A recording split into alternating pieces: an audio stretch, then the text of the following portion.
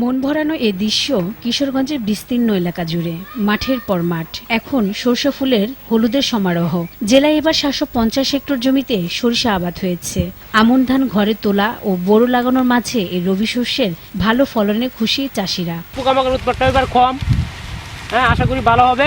সরিষা ফলন এবার মোটামুটি ভালোই আছে, আল্লাহ রহমত করছে, এগুলো বড় কথা। সরিষার দিকে আমরা কৃষকরা খুশি। কৃষি অফিসার যদি আসতো, ফসলের সুখ দুঃখটা দেখতো, তত আমরা ভালো হইতো। সরিষা ভালো ফলনের সঙ্গে মৌ চাষে বাড়তি আয়ের সুযোগ তৈরি হয়েছে কৃষকদের। খাঁটি মধু পেয়ে তুষ্ট এলাকাবাসীও।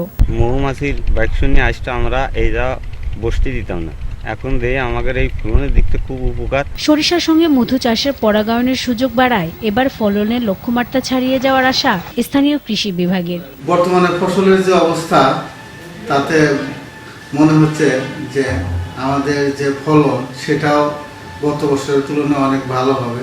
আমরা আশা করছি আমাদের লক্ষ্যমাত্রা পূরণ হবে। এদিকে মাগুরার প্রায় অর্ধশতাধিক নিবন্ধিত খামারি ছাড়াও অনেকে এবার পেশা হিসেবে বেছে নিয়েছেন মৌ চাষকে। মধু বিক্রি এখন প্রধান আয় প্রায় 500 পরিবারের।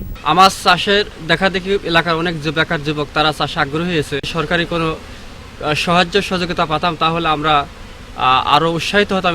24 থেকে 25 মন পায়ে গেছি মধু সরিষার, আরো 70 থেকে 80 মন মধু আমি সংগ্রহ করতে পারবো, এটা আশা করা। মৌ চাষে আরো সম্প্রসারণের মাধ্যমে স্থানীয় চাহিদা পূরণের পর বিদেশেও মধু রপ্তানি সম্ভব বলে মনে করেন মাগুরা সদরের কৃষি কর্মকর্তা।